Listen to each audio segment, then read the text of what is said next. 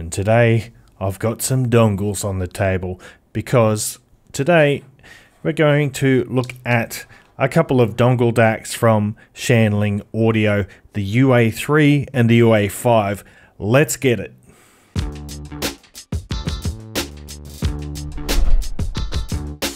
What's cracking, audio fans? It's David here from Prime Audio Reviews. So here we are, I've got a few DACs on the table, but the stars of the show today are the Shanling UA3 and the UA5.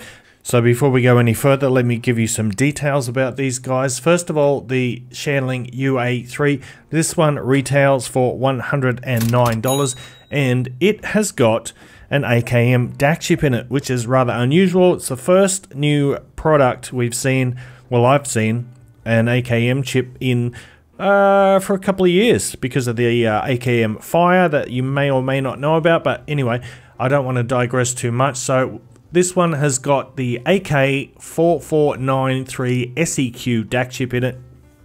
Great to see AKM back on the scene. $109, balanced output and 3.5 of course, USB Type-C. And yeah, it's a nice little unit. You can see there it's got physical playback buttons, play and pause there, and volume control. Now these volume buttons are quite interesting because with a long or a 2-second press on the middle button, you can actually switch between hardware volume adjustment and software volume adjustment. Best of both worlds. I love that. I think that is brilliant. It's the first time I've seen that in a dongle DAC. And then we've got the bigger sibling. This is the UA5, and this one comes in at $235, so it's one of the more expensive dongles available. This has got dual Sabre chips in it, got dual ES9038Q2M DAC chips in it, and obviously you can see it's got a wheel on the side here. This is for controlling the volume and also navigating the menu. This is a beautiful, really nice device.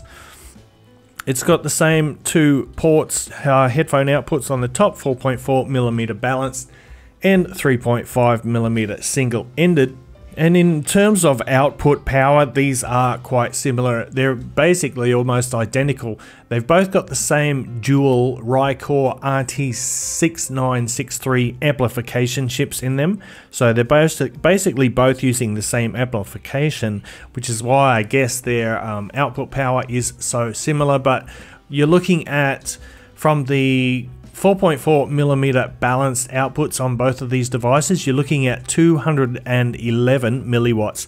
So that is, you know, pretty up there, and that will drive just about any headphone except for, you know, ridiculously demanding ones, hard to drive planar headphones and whatnot. I did test both of these with the Beyerdynamic DT990 Pros, 250 ohms, no problem with either for those.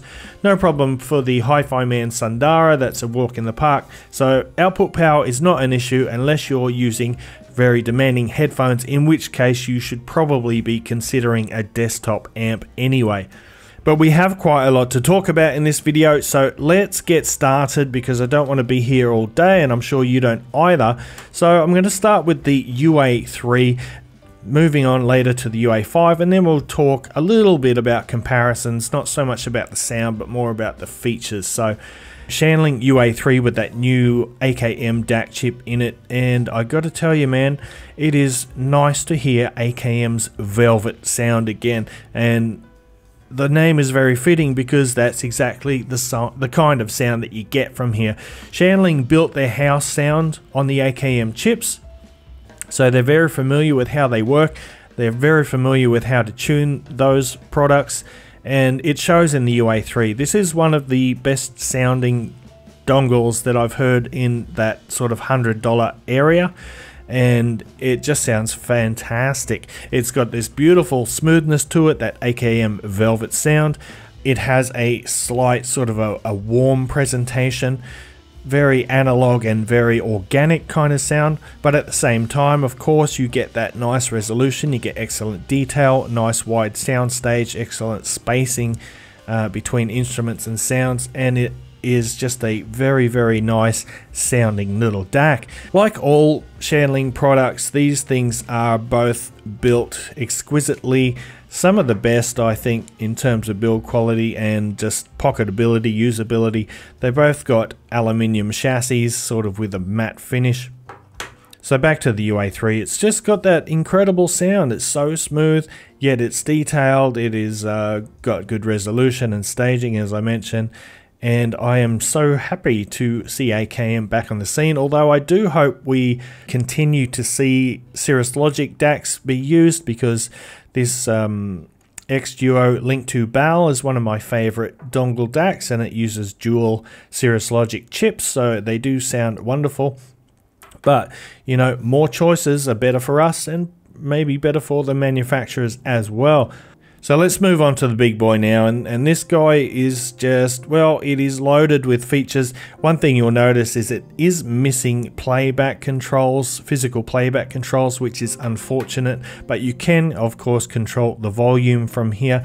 Unlike the UA3, this is a software based volume control only, which means it won't affect the volume setting on your PC, you know, your laptop or your smartphone. The volume is controlled internally within here, and I prefer that myself. Right here we've got an OLED screen, which is pretty nice. I will hopefully show you some B-roll with some of the options there, because there is a bunch of stuff that you can change. You can change between dual and single DAC modes. You can change the digital filters. You can even use this as a SPDIF optical output as well, but there's a bunch of options you can change in the menu there. And by the way, according to the Shanling website, you can actually use these with the Shanling Edict Player app, giving you access to more features, like you can change the filter settings on the UA3 and certain other things like that. But I tried it on my iPhone and I couldn't access any, it didn't recognize it for some reason, so it's probably just an iPhone thing, you know how they are. So yeah, if anyone else has got either of these with an Android phone, let me know if the Edict app worked for you. Oh, and one thing that I forgot to mention, of course, is the dual power mode in the UA5. This actually has an internal battery, so you can run this off battery, which gives you a steady, constant power supply, which means you know, if you really want to get the absolute best sound out of it, you'll run it off the battery. However, if the battery runs out of power, it will automatically switch over to regular sort of USB power. So it's a very smart device in that way. I think it's a bit more versatile than the Calibri here, which only works on battery.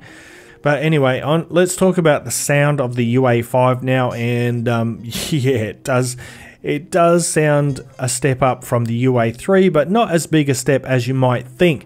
So this has got the dual Sabre DAC chips in it.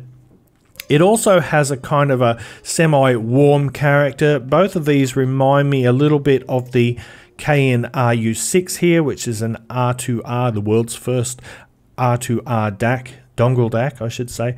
Yeah, so both of these remind me a bit of that, with that warm organic character, but the UA5 compared to the UA3 is just a little bit more delicate, a little bit more intricate in its presentation.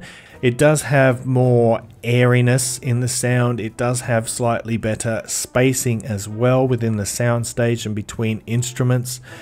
Probably a little bit better detail retrieval as well. So although they both share a warm sort of presentation, yeah, the UA5 here does trump the UA3 in terms of technical performance, but remember that this one, of course, is more than double the price of the UA3, so you would at least hope to get some performance benefits. But I'll go ahead right now and say that this is probably the best dongle DAC that I've heard to date. Maybe with the exception of the RU6, I would put these sort of on equal ground in terms of audio quality. I love the sound of both of these, so it is up there. It is just incredible in terms of sound. I wish it did have physical hardware playback controls. I find that very handy, but besides that, yeah, you can't go wrong with that one. If you're looking for the best sound, go for the UA5. If you are looking for something priced a little bit more reasonably, but still want amazing sound, you know, great form factor, and those buttons, go for the UA3. This is one of my favorites in the $100 price range. Now I know you guys love your lists, your tiered lists and whatnot, so I'm going to just put the Colibri aside because it's a kind of a different approach to all these other ones, and I'll put these in order of my personal preference. So first of all, I would put those two together there, and then I would put this one here, and then the UA3, and then the Sparrow here. Look, the Sparrow is still a great little dongle. It's just got no extra features, no buttons or whatnot, and I like buttons. So there you have it, folks. That is the Shanling UA3 and the Shanling UA5, both excellent additions to the dongle DAC market. Recommend both of them, and I am going to wrap it up there. So thanks for watching. If you like this video, give it a thumbs up, Parfam audiophile style, and if you're new to the channel and you want to see more content like this, make sure you hit that subscribe button, and until next time, I'll see you later.